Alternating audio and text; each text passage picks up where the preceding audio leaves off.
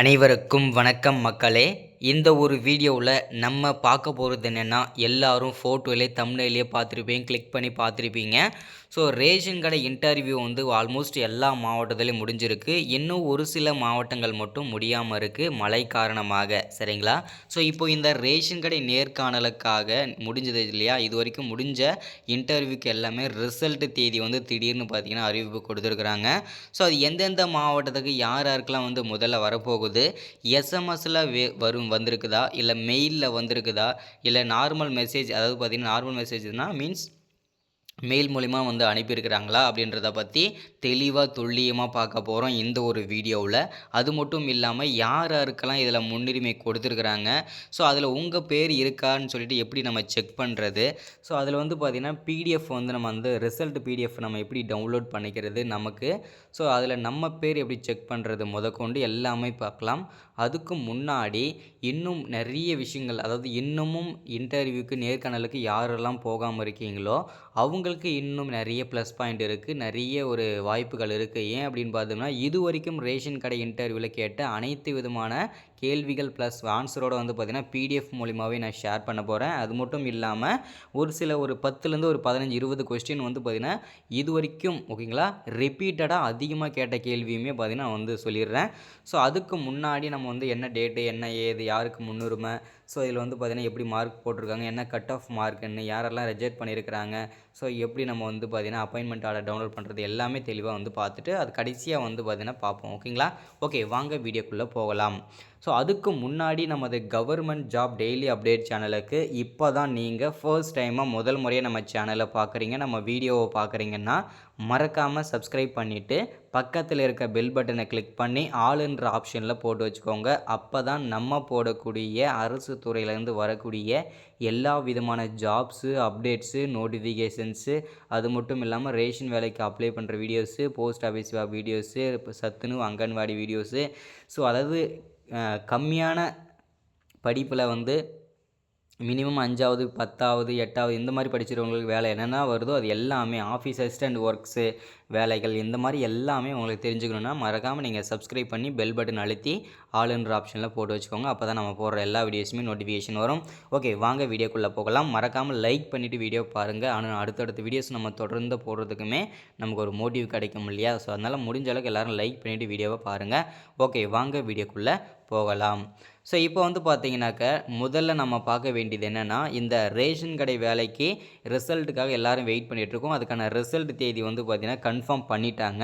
So அது என்ன டேட்டில் கன்ஃபார்ம் வரப்போகுது அப்படின்னு பார்த்தீங்கன்னாக்க 2025. ஸோ அதாவது பார்த்தீங்கன்னாக்க ஜனவரி முதல் வாரம் அப்படி இல்லைனா 2ஆம் வாரத்தில் ஏதாவது ஒரு டேட்டில் 5லேருந்து 10ஆம் தேதிக்குள்ளே கன்ஃபார்மாக ஏதாவது ஒரு டேட்டில் வந்து பார்த்திங்கன்னா வெளியாகும். அதுக்கு முன்னாடியே கூட வெளியாகலாம். சரிங்களா? ஸோ அதாவது பார்த்திங்கனாக்கா ஒவ்வொரு மாவட்டத்துக்கும் பார்த்திங்கனாக்கா எந்தெந்த மாவட்டங்கள்லாம் ரிசல்ட் வெளியிடுறதுக்கு ரெடியாக இருக்குதோ ஓகேங்களா, ரிசல்ட்டுக்கு வந்து பார்த்திங்கன்னா ரெடியாக இருக்குதோ அந்தந்த மாவட்டங்களை வந்து பார்த்திங்கனாக்கா ரெடி பண்ணி லிஸ்ட்லாம் ஃபைனல் இறுதி பட்டியல் ரெடி பண்ணி அந்தந்த அஃபிஷியல் வெப்சைட்டில் நம்ம வந்து அப்ளை பண்ணுறதுக்கு இந்த மாதிரி ஒரு டிஆர்பி வெப்சைட்டில் வந்து நம்ம அப்ளை பண்ணோம் இல்லையா? ஸோ அதனால் வந்து இந்த வெப்சைட்லேயே வந்து பார்த்திங்கன்னா அந்த பிடிஎஃப் வந்து அந்த டவுன்லோட் பண்ணிக்கிற மாதிரி நமக்கு வந்து கொடுப்பாங்க லிஸ்ட்டு பிடிஎஃப். ஸோ அதை வந்து டவுன்லோட் பண்ணிவிட்டு அதில் உங்கள் பேர் இருக்கான்னு சொல்லிட்டு ஈஸியாக செக் பண்ணிக்கலாம். ஈஸியாக நீங்கள் வந்து வேலை வாங்கிக்க முடியும். ஓகேங்களா? ஸோ அது மட்டும் இல்லாமல் ஃபஸ்ட்டு இதில் கட் ஆஃப் மார்க் என்ன அப்படின்றத தெரிஞ்சுக்கோங்க நீங்கள். அப்போ தான் வந்து இதில் வேலை கிடைக்குமா கிடைக்காதுன்றது தெரியும் நமக்கு. ஸோ இந்த ரேஷன் வேலைக்கு கட் ஆஃப் மார்க் என்ன வச்சுருக்காங்க அப்படின்னு பார்த்தோம்னா மினிமம் 85லேருந்து 90 ஓகேங்களா? ஸோ 85, 90, 95 இந்த மாதிரி மார்க் எடுத்தவங்களுக்கு தான் அதிகமான வேலை கிடைக்கிறதுக்கு சான்சஸ் இருக்குது. அது எப்படி கிடைக்கும் அப்படின்னா, எல்லாருக்குமே தெரியும் டோட்டலாக 100 மார்க்கு, 50 மார்க்கு நம்மளுடைய டாக்குமெண்ட்டுக்கு. சரிங்களா? ஸோ 50 மார்க் டாக்குமெண்ட்டுக்கு வந்து பார்த்தீங்கன்னாக்க என்னென்ன டாக்குமெண்ட்லாம் இருந்ததுன்னா உங்களுக்கு வந்து 50 மார்க் சொலையாக அப்படி போடுவாங்க அப்படின்னா, ஃபஸ்ட்டு உங்களுடைய 10வது மதிப்பெண் சான்றிதழ், அடுத்தது 12ஆம் வகுப்பு மதிப்பெண் சான்றிதழ், அடுத்தது வருமானச் சான்றிதழ், அடுத்தது வந்து இருப்பிடச் சான்றிதழ், உங்களுடைய பர்த் சர்டிஃபிகேட்ஸு, அதுக்கப்புறம் பார்த்தீங்கன்னாக்கா உங்களுடைய கம்யூனிட்டி சர்டிஃபிகேட் ஓகேங்களா? ஸோ உங்களுடைய கம்யூனிட்டி சர்டிஃபிகேட் ரொம்ப மஸ்ட்டு. அடுத்தது உங்களுடைய ஃபோட்டோ, ஸோ அடுத்தது ஐடென்டி ப்ரூஃப்காக உங்களுடைய voter ID, ration card, so அதுக்கு அடுத்தது வந்து பார்த்தீங்கன்னாக்கா இது எல்லாமே உங்களுக்கு ரொம்ப ரொம்ப மஸ்ட்டாக இருக்கணும். இது எல்லாம் இருந்ததுன்னா உங்களுக்கு வந்து ஃபஸ்ட்டு ப்ரிஃபரன்ஸாக கொடுப்பாங்க. அதே மாதிரி இதில் 50 மார்க் ஓகேங்களா. ஸோ இது எல்லா சர்டிஃபிகேட்லாம் கரெக்டாக இருந்ததுன்னா உங்களுக்கு வந்து 50 மார்க் கன்ஃபார்மாக கொடுத்துருவாங்க. ஸோ அடுத்ததாக வந்து மீதி 50 மார்க் நம்ம இன்டர்வியூக்கு. ஸோ இந்த இன்டர்வியூவில் நம்ம வந்து பார்த்தீங்கன்னாக்கா எவ்வளவு மார்க் எடுக்கணும் அப்படின்னு பார்த்தீங்கன்னா எப்படி எடுக்கணுன்றது ஒரு ட்ரிக் இருக்குது. ஸோ இப்போ நம்ம டோட்டலாக ஒரு சில பேருக்கு வந்து 10 கொஷின் கேட்டிருப்பாங்க. இன்டர்வியூ அட்டென்ட் பண்ணவங்களுக்கு தெரியும். ஒரு சில பேருக்கு 10 கொஷின் கேட்டிருப்பாங்க. ஒரு சில பேருக்கு 5 கொஷின் தான் கேட்டிருப்பாங்க. ஒரு சில பேருக்கு வந்து பார்த்தீங்கன்னா 2 கொஷின் தான் கேட்டிருப்பாங்க. ஒரு சில பேருக்கு வந்து பார்த்தீங்கன்னாக்கா அவங்க செல்ஃப் இன்ட்ரடக்ஷன் மட்டும் தான் கேட்டிருப்பாங்க. இல்லை அவங்கள பற்றி மட்டும் தான் கேட்டிருப்பாங்க. ஸோ ஒரு சில பேருக்கு வந்து பார்த்தீங்கன்னாக்கா 20, 25 கொஷின் வரைக்கும் கேட்டிருக்கிறாங்க. ஸோ இதனால் எல்லாருக்குமே வந்து 50 மார்க்கு தானே. எதனால இப்படி டிஃப்ரெண்ட் டைப்பில் கொஷின் கேட்குறாங்கன்னு பார்த்தீங்கன்னா, இதில் வந்து பார்த்தீங்கன்னா அவங்கவுங்க ஸ்ட்ராட்டஜியை பொறுத்து இருக்கும் ஓகேங்களா. இப்போ வந்து 5 கொஷின் கேட்குறாங்கன்னா அதில் 5மே டக்கு டக்குன்னு பதில் சொல்லிட்டாங்கன்னா அவங்களுக்கு வந்து 50 மார்க்கு. அதே மாதிரி 3 கொஷின் கேட்டு டக்கு டக்குன்னு ஆன்சர் பண்ணிட்டாங்கன்னா அவங்களுக்கும் 50 மார்க்கு. ஸோ ஒரு சில பேர் வந்து பார்த்தீங்கன்னா கொஞ்சம் யோசிச்சு சொல்லுவாங்க. ஒரு சில பேர் வந்து கொஞ்சம் டைம் எடுத்து சொல்லுவாங்க. இவங்களுக்கெல்லாம் பார்த்தீங்கன்னாக்கா 10 கொஷின் 15 கொஷின் இப்படிலாம் கேட்டிருக்காங்க. அப்படியாச்சும் அவங்க 5 கொஷின் 10 கொஷின் ஆன்சர் பண்ணிட்டாங்கன்னா அவங்களுக்கு 50 மார்க் போடலாம்னு பார்ப்பாங்க.